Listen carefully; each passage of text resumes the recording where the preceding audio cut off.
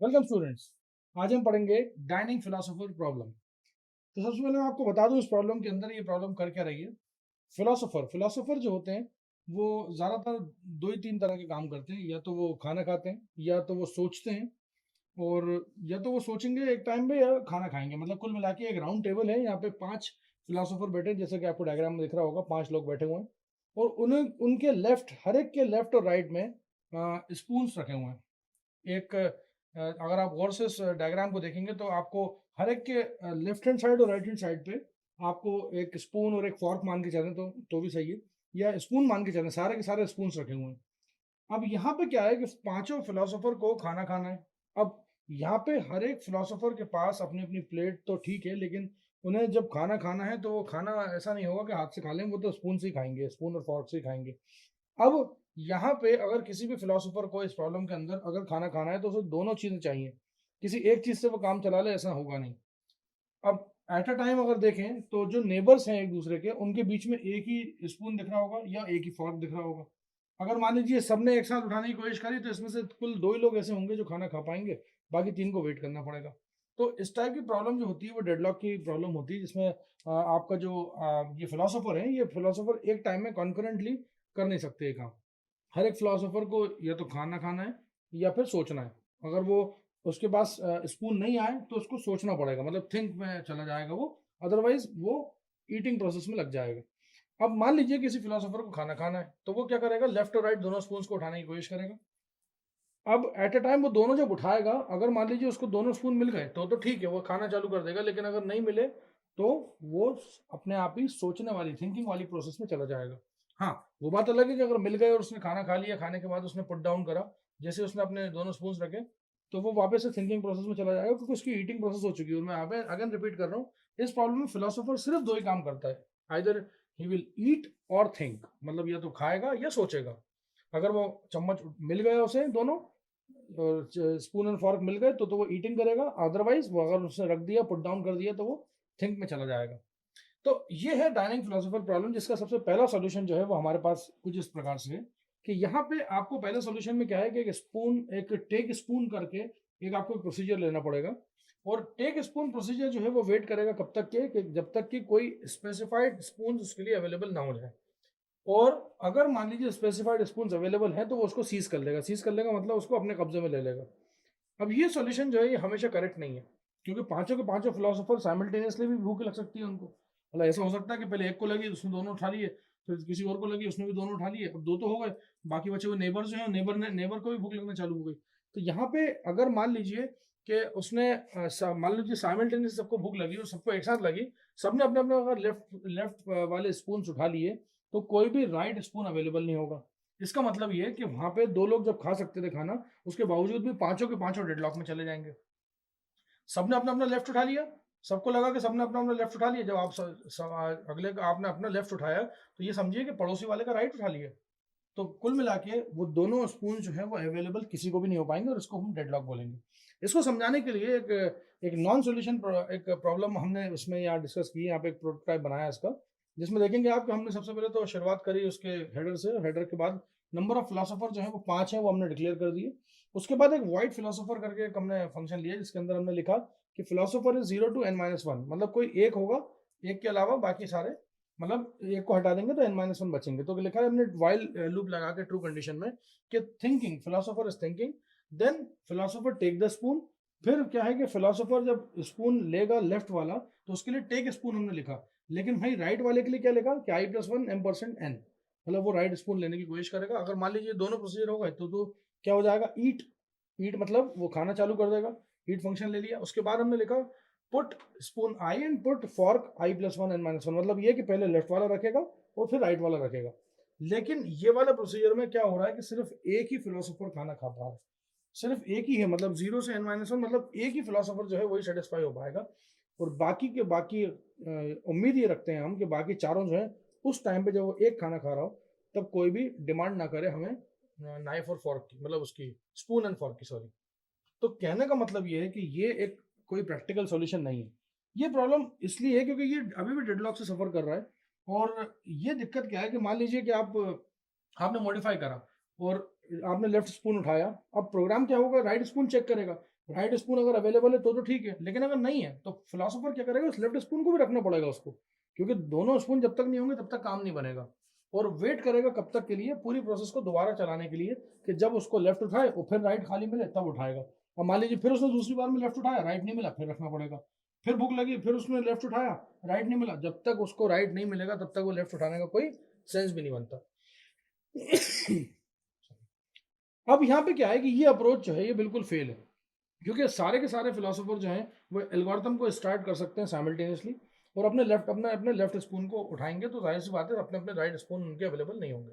वो सारे के सारे लेफ्ट उठाएंगे पांचों, और देखेंगे राइट नहीं है तो पांचों इस प्रोसीजर के तहत स्पून अपना लेफ्ट वाला भी रख देंगे। फिर वेट करेंगे 2-5 मिनट बाद फिर से उठाएंगे, और मान लो उसी टाइम फिर से उन्होंने सबने एक साथ अप्रोच करी साइमल्टेनियसली, सबने अपने अपने लेफ्ट उठा लिए, और फिर रखना पड़ेगा। तो कुल मिला के कोई भी खाना नहीं खा पाएगा, और ये स्टारवेशन प्रॉब्लम की तरफ चला जाएगा। ये सिचुएशन जो है ये स्टारवेशन प्रॉब्लम।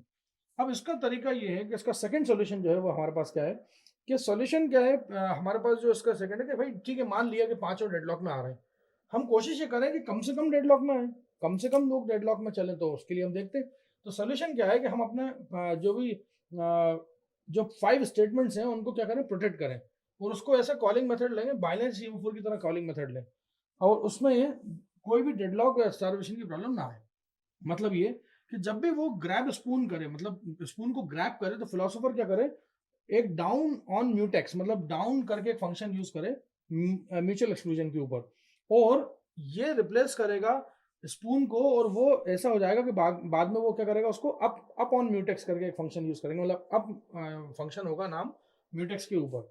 ये सॉल्यूशन कुछ थियोरेटिकली पॉइंट ऑफ व्यू से सही है, लेकिन प्रैक्टिकल पॉइंट ऑफ व्यू से तो अगेन परफॉर्मेंस बग तो है, क्योंकि इसके अंदर भी एक फिलोसोफर ही खाना खा पाएगा एट एनी इंस्टेंस, या हो सकता है कि 2 भी खा लें। तो कुल मिला के 5 अवेलेबल स्पून हैं, उसमें सिर्फ मैक्सिमम जो अलाउ हो सकता है वो 2 ही फिलोसोफर हैं जो एट अ टाइम खा सकते हैं। तो चलिए इस वाले प्रोसीजर को समझते हैं। इसमें कम से कम 2 लोगों को तो हम सेटिस्फाई करा ही सकते हैं। तो देखिए इसमें क्या है, सबसे पहले डिफाइन करा आपने नंबर ऑफ फिलोसोफर को, जो कि n की वैल्यू 5 ली।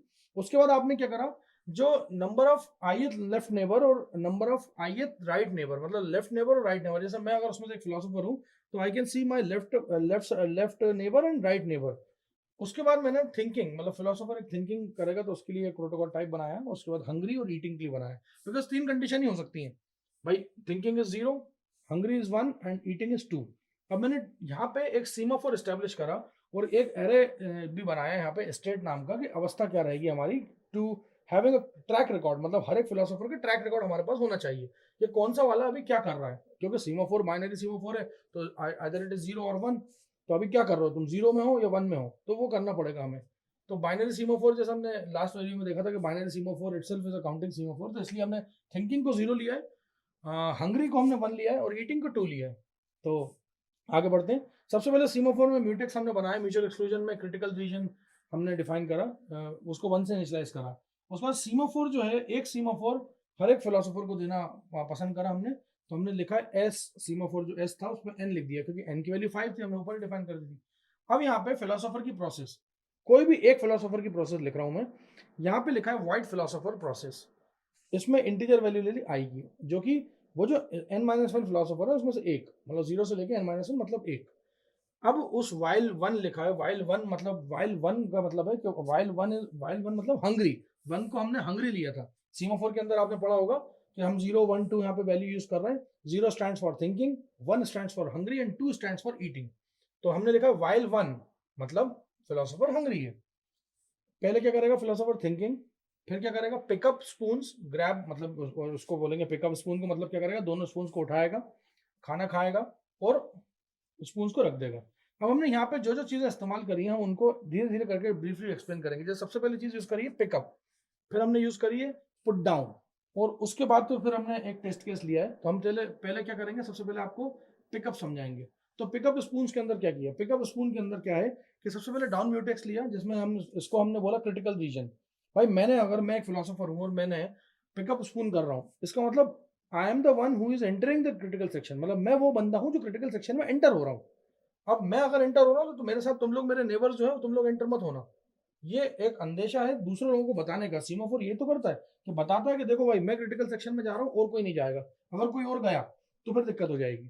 मतलब मेरे को भी होगी, तुम्हें भी होगी दिक्कत, क्योंकि दोनों भाई डेडलॉक में कोई भी नहीं हो पाता, कोई भी काम नहीं कर पाता। अगर दो ट्रेन एक ही सेम ट्रैक पे जा रही हैं और दोनों ट्रेन जो है वो सुपरफास्ट ट्रेन हैं, दोनों अगर एक ही डायरेक्शन में आएंगी, आमने सामने मिल जाएंगी, तो ना ये ट्रेन पीछे हटने वाली है ना ये ट्रेन पीछे हटने वाली है, क्योंकि दोनों ट्रेन सुपरफास्ट है, सेम प्रेसिडेंस में, और सेम तरह के लोग बैठे हैं, और कोई भी ट्रेन दूसरी ट्रेन के लिए अपना रास्ता नहीं बदलेगी, पीछे नहीं हटेगी, और रास्ता बदलने का तो चांस ही नहीं, सवाल ही नहीं पैदा होता। तो इसलिए डेडलॉक जो है, डेडलॉक हमेशा सेम टाइप की चीज़ों पे होता है। तो अगर मैं क्रिटिकल सेक्शन में रीजन में, आप देखेंगे आप ट्रेन को चलाने के लिए केबिन होते हैं, तो केबिन के अंदर वो अगर प्लेटफॉर्म खाली नहीं होता तो ट्रेन को आउटर पर रोक दिया जाता है, ताकि ऐसा ना हो कि भाई प्लेटफॉर्म नंबर 1 पे कोई एक गाड़ी खड़ी है तो दूसरी गाड़ी भी आके लग जाए। कैसे लगेगी? पॉसिबल ही नहीं है, जब उसकी जगह ही नहीं है तो। इसलिए ट्रेन स्टेशन ज़्यादातर अप एंड डाउन वाले बनाए जाते हैं, कि एक ट्रेन को पहले जाने दो फिर दूसरी ट्रेन आने दो, क्योंकि वो स्टेशन की जो छोटी सी जगह है वो भी एक ही ट्रेन को अकोमोडेट कर पाती है, दो ट्रेन के लायक जगह नहीं होती कि दो ट्रेन के अंदर यात्रीगण जो है वो चढ़ जाएं और उतर जाएं। तो ये तो एक प्रॉब्लम हुई। तो वैसे ही हम यहाँ पे डाउन म्यूटेक्स लगाएंगे, जिसके अंदर लगेगा क्रिटिकल सेक्शन रीजन। एंटर हम कर रहे हैं क्रिटिकल सेक्शन रीजन के अंदर, और स्टेट जो है, अवस्था जो है वो क्या है, हंगरी। मतलब आप देखें कि आपको ये रिकॉर्ड करना पड़ेगा, ये फैक्ट रिकॉर्ड करना पड़ेगा कि हंगरी मतलब फिलोसोफर आई जो है वो हंगरी है। और इसमें यहाँ पे टेस्ट नाम का आपने वो ले लिया फंक्शन, जो मैं अभी आगे समझाऊंगा। अब ये टेस्ट नाम का फंक्शन जो लिया, इसका मतलब ये है कि वो हंग्री है और वो चाह रहा है टेस्ट आई की मदद से कि दोनों स्पून को उठाए। वो चाहना, उसकी चाहत आगे अपन देखेंगे। फिलहाल अभी आप नीचे अगर डाउन द लाइन उतरेंगे तो वहां देखेंगे अप म्यूटेक्स, मतलब वो क्रिटिकल सेक्शन से उतर गया, और उसके बाद वो ब्लॉक कर रहा है। अगर ब्लॉक हो गया, अगर मान लीजिए उसके स्पून ग्रैब नहीं हुए, मतलब डाउन एक पॉइंटर लिया एस आई का, जिसमें लिखा है block if spoon were not grabbed, अगर स्पून ग्रैब नहीं हुए। खैर, ये तो हुआ पिकअप का। अब आया पुट डाउन का। पुट डाउन के अंदर सबसे पहला प्रोसीजर क्या है कि पुट डाउन भी भाई उस आई को ही करना पड़ेगा, एक की बात हो रही है अभी फिलहाल तो यहाँ पे डाउन म्यूटेक्स लिया, डाउन म्यूटेक्स के बाद हमने लिया state of thinking. State of thinking मतलब philosopher has finished his eating. तो अगर वो फिलोसोफर ने अपनी ईटिंग फिनिश कर दी है, तो उसकी स्टेट जो उसकी अवस्था है वो थिंकिंग में चली जाएगी। फिर वो अपना टेस्ट में लेफ्ट और राइट देखेगा, और वो अपने स्पून को जब रखेगा तो जाहिर सी बात है वहां पे वो क्रिटिकल सेक्शन से बाहर निकल रहा है, बाहर निकल के उसने अपने स्पून को रखना है। तो वो अब उस अपने लेफ्ट नेबर और राइट नेबर को ये मौका दे रहा है कि वो ईट कर सकते हैं। और उसके बाद उसने अप म्यूटेक्स नाम का एक और फंक्शन ले लिया, और यहाँ पे मेन प्रोग्राम जो है वो यहाँ से चालू होता है, वाइट टेस्ट इंटीजर आई से। अब देखिए इसमें एक इफ लूप इफ कंडीशन लगाइए। वो ये कि मान लीजिए कि स्टेट आई, उस फिलोसोफर की स्टेट आई जो थी वो हंगरी भी है, और उसका जो स्टेट है लेफ्ट वाला जो बंदा है वो नहीं खा रहा। स्टेट उसमें लिखा है नॉट, हमने ऑपरेटर यूज करा है, इज इक्वल्स टू ईटिंग लगाया। और साथ ही साथ एक और चीज, राइट वाला भी नहीं खा रहा, मतलब मैं हंगरी हूं, मेरा लेफ्ट वाला भी नहीं खा रहा, मेरा राइट वाला भी नहीं खा रहा, तभी मेरे को चांस मिलेगा कि मैं उन दोनों स्पून को ग्रैब कर पाऊं। तो वाइट टेस्ट के अंदर हमने लिखा है यही चीज, कि आपको इफ स्टेटमेंट एक लिया, और इफ स्टेटमेंट के अंदर पहले तो अवस्था बताई, और जो दो बार एंड लगा, मतलब और साथ में जोड़ा उसके, मतलब ओ आर, और इंग्लिश वाला नहीं, ए एन डी एंड, मतलब इंग्लिश वाला, और हिंदी में वाला जो और होता है वो वाला और। तो दोनों चीज, तीनों चीजें, तीनों कंडीशन जब साथ में सेटिस्फाई होंगी, तभी ये प्रोग्राम आगे बढ़ेगा। और ये प्रोग्राम कैसे बढ़ेगा? जब हंग्री हो आप, आपका लेफ्ट वाला जो है वो नहीं खा रहा, राइट वाला जो है वो भी नहीं खा रहा, तो आपकी स्टेट जो है वो ईटिंग वाली स्टेट आ जाएगी, और आप अप नाम का पॉइंटर वापस इस्तेमाल करेंगे और चालू हो जाएंगे खाना। तो ये एक सॉल्यूशन हुआ। अच्छा, ये सॉल्यूशन जो है वो अकेले मेरे ऊपर नहीं है इम्प्लीमेंट, भाई उन 4-5 में से एक मैं हूँ मान लो, तो मेरे ऊपर नहीं है, मेरे जितने भी साथी थे ना उन सब पे मैंने इंप्लीमेंट करा, बिकॉज मैंने यहाँ आई वैल्यू ली है, और आई वैल्यू में फिलोसोफर 1 भी हो सकता है, 2 भी हो सकता है, 3 भी हो सकता है, 4 भी हो सकता है। जो इस अवस्था को क्रॉस करेगा उसको दोनों स्पून मिलेंगे, जो नहीं करेगा वो नहीं मिलेंगे। मान लीजिए मैंने 10:02 पे ये अपना प्रोग्राम चलाया, मुझे मिल गए। वैसे 10:02 और 25 सेकंड पे कोई और आया, उसको नहीं मिलेगा, मेरे पड़ोसियों को, क्योंकि मेरे पड़ोसी जब आएंगे तो वो, उनको जब भूख लगी उस टाइम पे उन्होंने देखा तो यार ये तो दोनों जो स्पून है वो तो अभी ऑक्यूपाइड है। हाँ, वो बात अलग है कि मैंने 15 मिनट बाद उस चम्मच को छोड़ दिया, फिर वो चलाएंगे अपना साइमल्टेनियसली, तो फिर उनका काम हो जाएगा शायद। तो ये था एक छोटा सा सोल्यूशन इसका। अब है क्या चक्कर कि ये प्रॉब्लम जो है ना, एक्चुअली ये डिक्स्ट्राज के उससे हुई है, मतलब डिक्स्ट्राज जो साइंटिस्ट थे, डिक्स्ट्राज ने इस प्रॉब्लम को ऐसा माना गया कि dynamic philosopher problem is not so much important, क्योंकि ये ऐसे एक्चुअली एक बेसिक प्रॉब्लम थी डेडलॉक और स्टारवेशन की। लेकिन हम लोग क्या कर रहे हैं कि हम लोग ऐसा सॉल्यूशन डेवलप करने की कोशिश कर रहे हैं जो कि इस टाइप की परेशानियों को उभरे कॉन्करेंट प्रोग्रामिंग के अंदर। और ये प्रॉब्लम जो थी, ये डायनेमिक फिलोसोफर प्रॉब्लम, ये सिर्फ ऐसी प्रॉब्लम थी जो रिप्रेजेंट कर रही थी कि कोऑर्डिनेशन में और रिसोर्स शेयरिंग के अंदर आप कैसे डील करते हो। बट रियल टाइम के अंदर बहुत सारी एप्लीकेशन जो होती हैं वो इस तरह से नहीं करती हैं, वो कॉन्करेंट थ्रेड्स को एग्जीक्यूट कर देती हैं और अपनी प्रॉब्लम को एक स्टैंडर्ड टेस्ट केस के अंदर आप लगा के ये नहीं बोल सकते कि ये अप्रोच जो है वो बिल्कुल बेस्ट है। मतलब कहने का मतलब ये कि dining philosopher problem is not only the principal, मतलब अकेला प्रिंसिपल नहीं है कि नहीं ये ही है, इसके ही दम पे हमें कॉन्करेंसी अचीव करनी है। ये एक तरीका था। लेकिन जो डिक्सट्राज एल्गोरिथम थी, जो डिक्सट्राज है साइंटिस्ट, डिक्सट्राज ने बिल्कुल इसको नकारते हुए कहा कि ये इतनी कोई इंपॉर्टेंट बात नहीं है कि 2 लोग एक साथ खाना खाना चाह रहे हैं या 3 लोग एक साथ खाना खाना चाह रहे हो। ये भी तो हो सकता है कि उनका साइमल्टेनियस जो बिहेवियर है वो कुछ इस तरह से हो कि वो आपस में आराम से खाना खा लें। और ये पॉसिबल ही नहीं है कि अगर आप ऐसे फिलोसोफर के स्पून और फॉर्क को अगर लेके आप एग्जांपल सेट कर रहे हो कि नहीं साहब डेडलॉक तो ऐसे ही होता है, तो ऐसा नहीं है। कॉन्करेंसी में प्रोसेस जो है वो आपस में थोड़ा बहुत मिलाप करके शेयरिंग कर लेते हैं और थोड़ा बहुत कोऑर्डिनेशन उनके अंदर होता है। तो ये एक सिग्निफिकेंस था जो कि एक डायनामिक फिलोसोफर प्रॉब्लम का, कि ओएस की स्टडी में हम पढ़ते तो हैं इसको, लेकिन ऑपरेटिंग सिस्टम के अंदर ऐसा नहीं होता कि बहुत हार्शली उसको इस्तेमाल किया जाता हो या लोगों को बोला जाता हो कि नहीं साहब ये तो बिल्कुल हार्ड है और ये होना ही होना चाहिए और ऐसा ही होता है तो ही आप मतलब डेडलॉक के सीमाफोर से बच पाओगे। ऐसा नहीं है, ऐसा बिल्कुल नहीं है। तो सिंक्रोनाइजेशन की अप्रोच को समझाने के लिए कोई ये स्टैंडर्ड प्रॉब्लम नहीं है। प्रॉब्लम है, टेस्ट केस है, बट स्टैंडर्ड प्रॉब्लम नहीं है। तो ये था dining philosopher problem. Thank you so much.